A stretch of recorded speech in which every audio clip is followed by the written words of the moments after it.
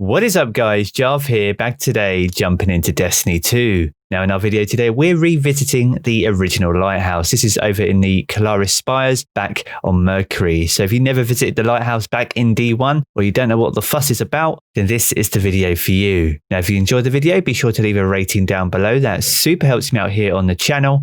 And if you're new around here, want to keep up to date with all the latest Destiny 2 content, then be sure to hit subscribe as well. But without further delay guys, let's jump into the video. With the Empyrean Foundation being in full swing and us slowly working our way towards getting access to Caloris Spires over on Mercury, I thought it'd be a great opportunity to take a trip down memory lane and a bit of a nostalgia trip and visit the original Lighthouse. This was a destination back in Destiny 1, which was accessible only by going flawless and getting a flawless card in Trials of Osiris. Now for me, what made this so special was Mercury wasn't even an accessible destination at this time. So the only way you could visit Mercury was by going flawless in the weekend event. Now the area itself is a social space which is only accessible for flawless guardians for the weekend for which they complete their flawless card, and as you can see there are areas and architecture which is reminiscent of some of the items that we see around Saint 14 over in the tower. Now when completing the Empyrean Foundation, we'll gain access to this space via the Worthy mission, and once here we'll have to light the beacon which will light the way to a new future for aspiring guardians. Now as you can see there are many pieces of architecture around the lighthouse itself, many Osiris boxes,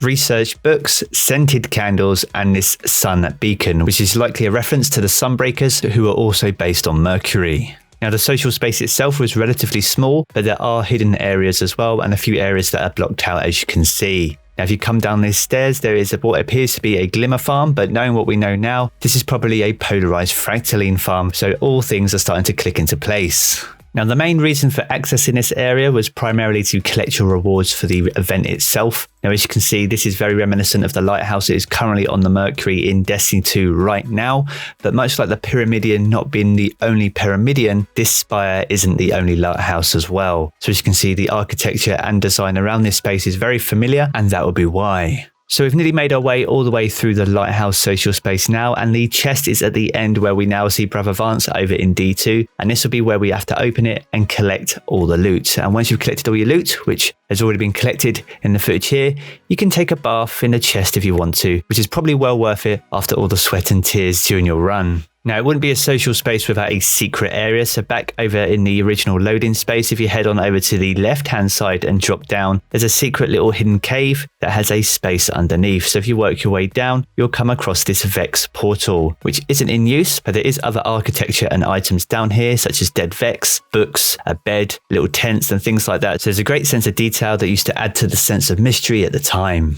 So as you can see, all in all, a very cool space I'm sure you'll agree to visit, and one that I hope is very reminiscent of the one back in D1 when we get a chance to visit again in the next couple of weeks. So there we have it guys, that's our nostalgia trip complete for today. I hope you have enjoyed the video, and a huge shout out to Stark Live who allowed me to use the footage of the Lighthouse that you've seen here.